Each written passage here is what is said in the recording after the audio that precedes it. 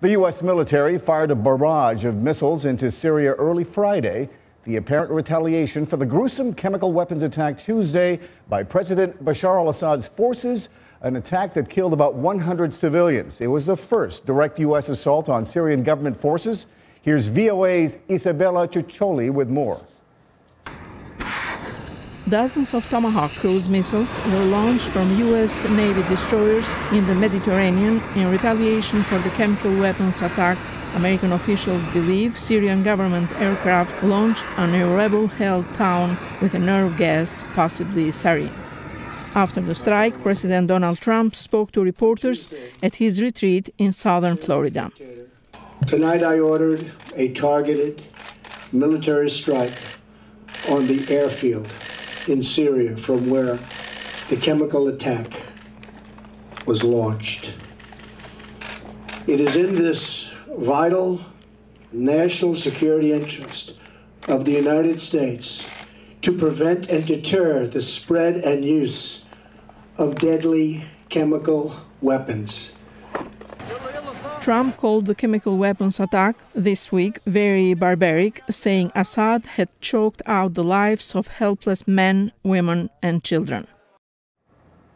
And for the latest now on this swift retaliatory attack against Syria's government, we are joined by VOA Pentagon correspondent Carla Babb, who's standing by for us at the Pentagon. Thanks for joining us, Carla. And joining us in Washington, VOA National Security Correspondent Jeff Selden. Again, I thank you both for joining us on such short notice.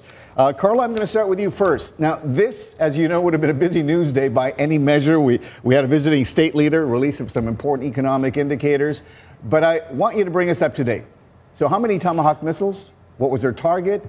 And did the Pentagon achieve its objectives? The Pentagon is saying that yes, it did. We're still waiting for that damage assessment, but this was a very planned and prepared and properly executed site of launch that officials are telling me here. There were about 59 Tomahawk missiles that they used coming off of the USS Porter and the USS Ross. They were striking that base in Syria, which they think was where the launch from the chemical weapons attack earlier this week came from. They actually gave us reporters. They declassified what looked to be radar, where you could see the aircraft taking off from that Syrian base the day of the attack and going in during the attack. So they feel very justified in doing these strikes. They have told me, I've heard several officials say that these were proportionate to the chemical weapons attack. Jeff, let me get your opinion on this. Was this a proportional response? After all, there are something like another 25 more airstrips there that Bashar al-Assad could use. Was this the correct response?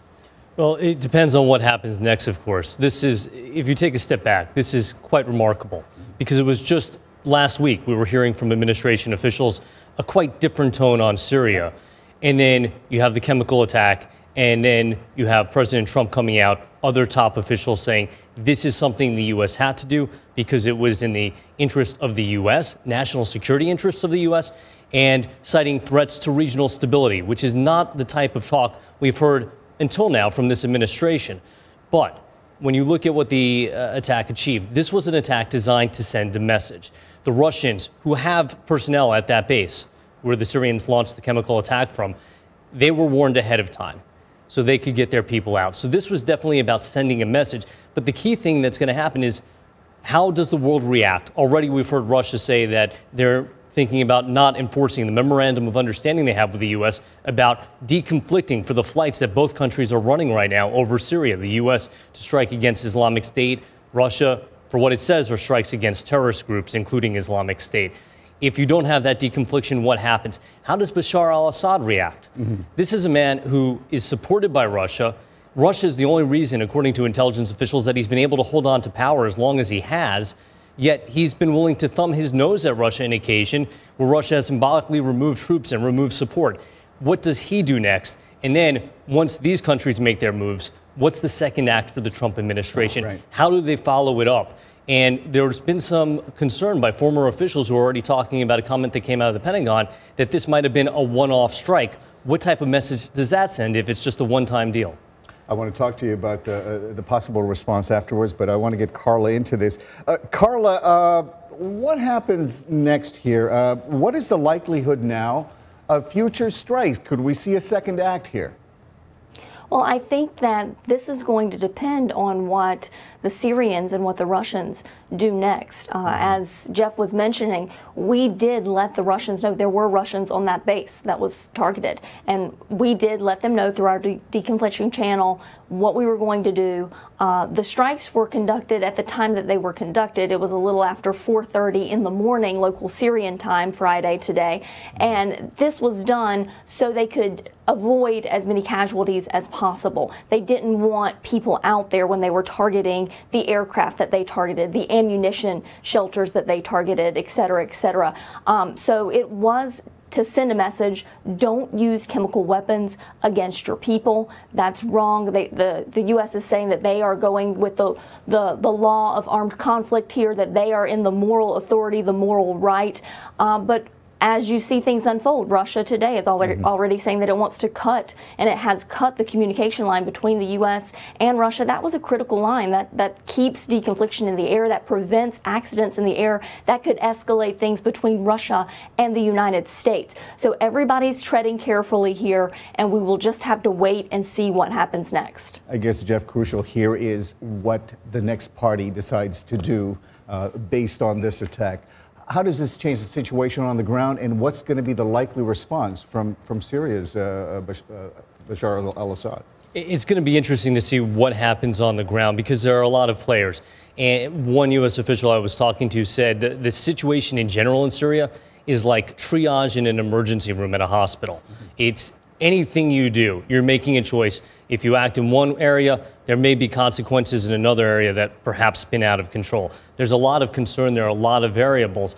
So it's going to be very interesting to see how it plays out. How do groups like Islamic State try to use this to their advantage? How does a group like Al-Qaeda, which has increasingly been gaining in strength in Syria, try to use this to its advantage? I imagine this is going to help the rebels quite a bit. It may help the rebels, but it may not, especially how much can they depend now on the U.S.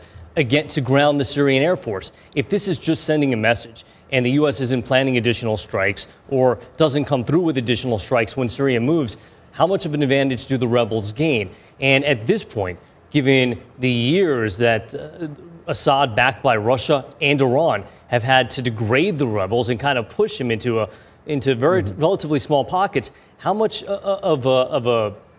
how much momentum are they going to be able to gain, even if they do get some help? How much potency? They'll be able to stick around, according to most people I talk to, but will they be able to push Assad back on his heels?